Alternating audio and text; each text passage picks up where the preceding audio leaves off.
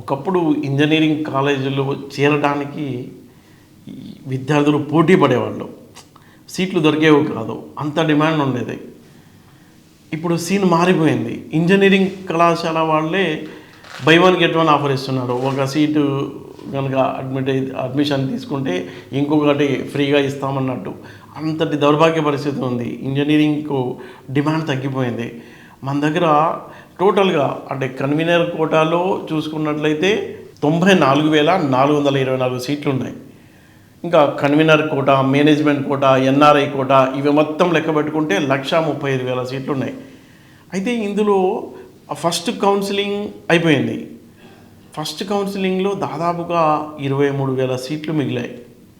ఆ తర్వాత second counselling start అయింది. ఆ సెకండ్ కౌన్సిలింగ్ కూడా ముగిసింది. దాంట్లో కూడా పూర్తిగా భర్తీ కాలేదు. ఇంకా 15,000 సీట్ల వరకు మిగిలిపోయి ఉన్నాయి. ఇప్పుడు కౌన్సిలింగ్ జరుగుతుంది. ఆగస్టు 15 లోపు సీట్ల కేటాయింపు జరగాలి. అయితే సమస్య ఏంటంటే ఇప్పుడు 15,000 మంది విద్యార్థులు చేరలా ఇంజనీరింగ్ కాలేజీలో. అందుకోసమే వీళ్ళు అంటే ఇది కన్వీనర్ కోటా సంగతి. ఇంకా మేనేజ్మెంట్ కోటా అయితే ఇంకా ఎక్కువ ఉంది. ఈ కన్వీనర్ కోటాలోనే ఇంతమంది మిగలడంతో అసలు ఆందోళన పడిపోతున్నారు. ఎందుకు ఇలాంటి పరిస్థితి వచ్చింది అంటే ఇంజనీరింగ్కి డిమాండ్ తగ్గిపోతుంది. అది కేవలం పెళ్లి కార్డులో వేసుకోవడానికి పనికొస్తుంది తప్ప స్కిల్స్ ఉండటం లేదు. ఎప్పుడో పాత కోర్సులు, ఆ టెక్స్ట్ బుక్లు, ఆ 4 ఏళ్ల సమయం వృధా తప్ప ఇమీడియట్గా వాళ్ళకు వచ్చే అసలు స్కిల్ అనేది చాలా దారుణమైపోయింది. ఇప్పుడు ఇమీడియట్గా ఇంటర్ చదివి లేదా డిగ్రీ చదివి స్కిల్ కనుక నేర్చుకుంటే, అప్గ్రేడ్ చేసుకుంటే చాలా ఉద్యోగాలు ఉన్నాయి, కోట్ల ఉద్యోగాలు ఉన్నాయి. కానీ ఇంజనీరింగ్ చదివిన వాళ్ళకి దొరకడం లేదు. ఒకవేళ ఇంజనీరింగ్ కంప్లీట్ చేసుకున్నా వాళ్ళు మార్కెట్లో డిమాండ్ ఉన్న కోర్సుపై శిక్షణ పొంది మళ్ళీ ప్లేస్మెంట్ పొందితేనే ఆ స్కిల్ అప్గ్రేడ్ అయితేనే వాళ్ళకి ఉద్యోగాలు వస్తున్నాయి. ఈ నేపథ్యంలో ఏమవుతుందంటే ఇంకా ఇంజనీరింగ్ వైపు చాలామంది యువతకు ఆసక్తి తగ్గింది.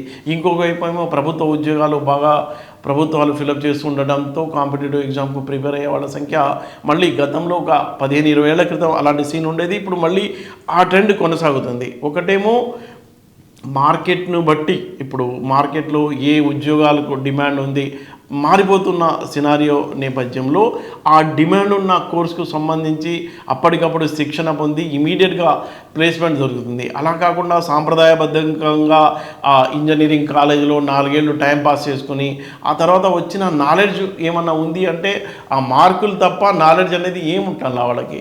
మొత్తం తెలంగాణ వ్యాప్తంగా 236 ఇంజనీరింగ్ కాలేజీలు ఉన్నప్పటికీ అందులో 19 కాలేజీలు ప్రభుత్వ ఆధీనంలో ఉన్నాయి, 217 కాలేజీలు ప్రైవేట్ రంగంలో ఉన్నాయి. అయితే ఈ ప్రైవేట్ రంగంలో ఉన్న కాలేజీలు కూడా ఏబీసీ కేటగిరీల కింద విభజించారు వాళ్ళ స్టాండర్డ్ని బట్టి.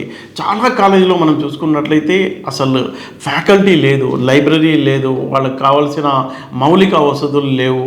నామకే వాస్తే ఏదో 4 ఏళ్ళు అలా గడిపామా అన్నట్టు ఇంజనీరింగ్ చదువు, టెక్నికల్ చదువు అంతా అసలు లో క్వాలిటీగా, స్టాండర్డ్స్ లేకుండా దారుణమైన పరిస్థితుల్లో విద్యార్థులు ఏదో మమా అనిపిస్తున్నారు తప్ప వాళ్ళకు ఆ ఇంజనీరింగ్లో పట్టు రావడం లేదు. అందుకే మార్కెట్లో వాళ్ళకి జాబ్స్ రావడం లేదు. ఈ నేపథ్యంలో అందుకే ఇప్పుడు చాలామంది సీనియర్లకు జాబ్స్ దొరకకపోతే ఎవరు కూడా పిల్లలు కూడా ఆసక్తి చూపడంలా అటువైపు వెళ్ళడానికి. దాని బదులు ఏదో ఒక డిగ్రీ స్కిల్ ఏదైనా షార్ట్ టర్మ్ కోర్సులు నేర్చుకుని ఇమీడియట్గా డబ్బు సంపాదించేలా యువత చాలా తక్కువ సమయంలో డబ్బు సంపాదించడంపై దృష్టి పెడుతూ ఉండడం కూడా అది కూడా ఒక రీజన్గా మనం చెప్పుకోవచ్చు. 4 ఏళ్ళు సమయం వృధా చేసుకొని మళ్ళీ ఆ తర్వాత ఉద్యోగం వస్తుందా లేదా అనే గ్యారంటీ లేదు. ప్లేస్మెంట్స్ కూడా చాలా దారుణంగా పడిపోయినాయి. దానికి కారణం ఏంటంటే క్వాలిటీ లేకపోవడం. చాలా కాలేజీల్లో పేరుకు 236 కాలేజీలు ఉన్నప్పటికీ ఇందులో బాగా టాప్ 10-20 కాలేజెస్లో చదివిన పిల్లలకే ఉద్యోగ అవకాశాలు వస్తున్నాయి. మిగతా కాలేజీలకు అంటే బి కేటగిరీలో, సి కేటగిరీలో ఉన్న కాలేజీల పరిస్థితి, అందులో చదువుకున్న వాళ్ళ పరిస్థితి అయితే దారుణంగా ఉందని మనం చెప్పుకోవచ్చు.